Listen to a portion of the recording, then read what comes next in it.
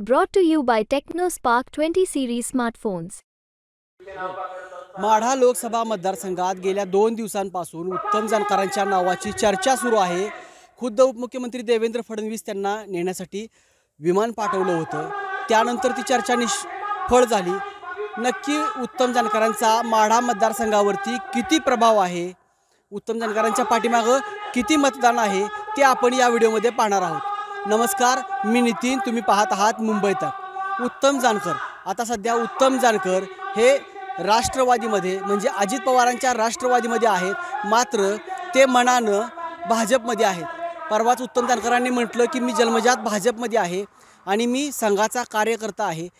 त्यांनीही वक्तव्य केलं होतं ती म्हणजे सोलापूर लोकसभेची चाचपणी करण्यास उपमुख्यमंत्री देवेंद्र फडणवीस यांनी ज्यावेळेस सांगितलं होतं त्यावेळेस त्यांनीही वक्तव्य केलं होतं।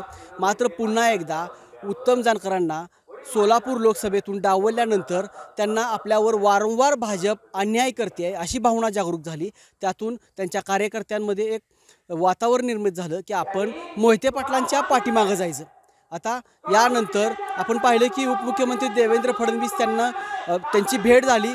त्या भेटीनंतर जानकर काल आले आणि त्यानंतर त्यांनी एक पत्रकार परिषद घेतली आणि त्यानंतर आजच विद्यमान खासदार रणजितसिंह नाईक निंबाळकर यांचा उमेदवारी अर्ज भरायचा होता आणि त्याला जायचं का नाही असा विषय निघाल्यानंतर त्या ठिकाणी कार्यकर्त्यांनी विरोध दर्शवला।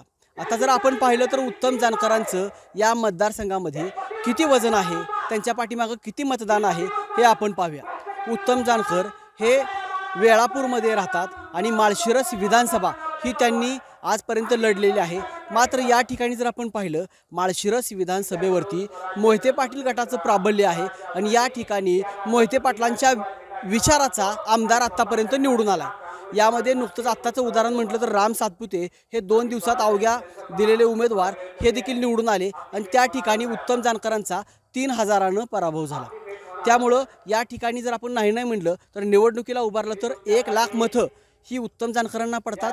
त्यामध्ये काही मोहिते पाटील विरोधक असतील, त्याचबरोबर काही उत्तम जानकरांचे असतील आणि काही एक सर्व स्तरातील असतील। अशा पद्धतीची 1 लाख मतं उत्तम जानकरांना पडतात आणि एक ठोस जर म्हणलं तर 70 ते 80 हजार मतांचा गट्टा हा उत्तम जानकरांकडे आहे।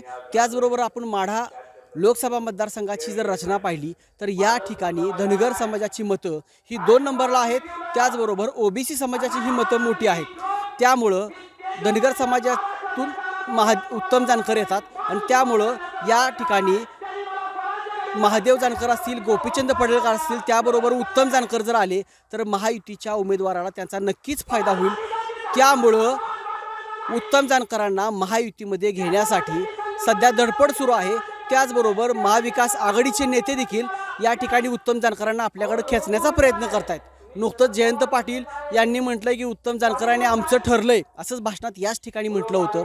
त्यानंतर आपण पाहतोय की उत्तम जानकरांनी 19 तारीख दिली आहे आणि त्या 19 तारखेला उत्तम जानकर काय निर्णय घेत आहेत हे पाहणं औत्सुक्याचं ठरणार आहे आणि या उत्तम जानकरांच्या जी मतं आहेत त्या मतांवरती माढा लोकसभा मतदारसंघाच्या उमेदवाराचं भवितव्य ठरणार आहे।